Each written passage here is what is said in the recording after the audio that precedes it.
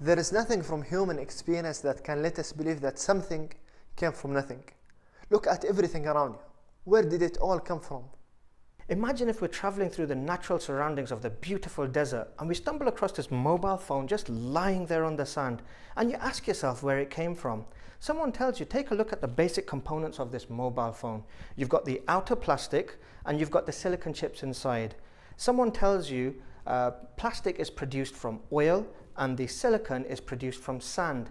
And it's then explained to you that over the course of millions of years, the oil beneath the desert is caused to rise and merge with the sand, and through the heat of the sun and the heavy desert winds and strikes of lightning, these extraordinary events caused the creation of the mobile phone to occur.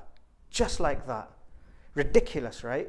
And it's ridiculous because everything about this mobile phone points to a design. It's too perfectly shaped and formed, and its features are too sophisticated for it to have appeared so randomly.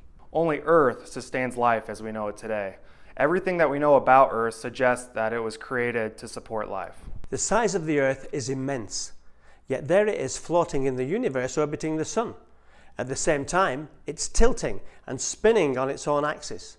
Just think, if the Earth was to go around the Sun any faster, we could break out of orbit and all life would end as we spun off into the vast universe. Likewise, if we were to orbit slower, we would be drawn closer to the Sun and burn up. If the angle at which the Earth is tilted was a few degrees off, then we would not have our seasons and we would suffer all sorts of disasters affecting the weather, crops, animals, and the food we rely on for survival. And what about the Moon? Have you noticed how fully it hides the Sun during a solar eclipse, even though it's nowhere near the size of the Sun and it's millions of miles away? Everything is in its place, working in perfect precision. Can you imagine what levels of calculations are required to achieve this level of precision?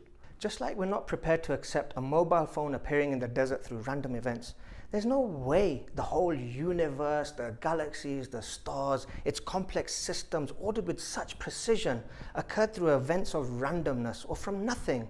And the same can be said about the existence of human beings.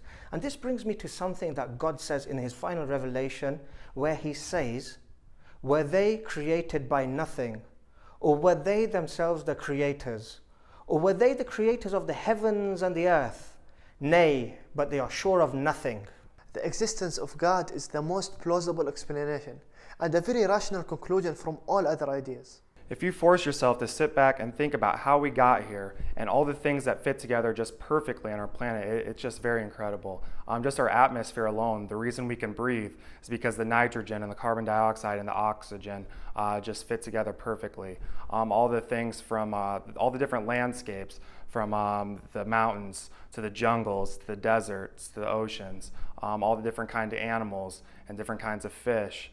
You just have to come to one conclusion, and at the conclusion for me and obviously many other people is that there's one supreme being or supreme intelligence that created everything. And once you come to this conclusion, you have to believe that he controls everything.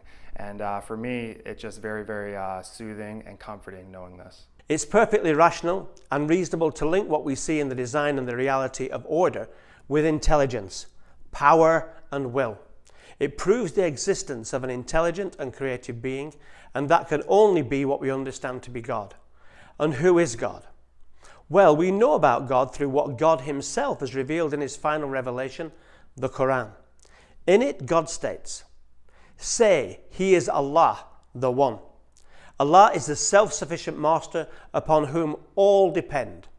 He begets not, nor was he begotten, and there is none co-equal or comparable unto him."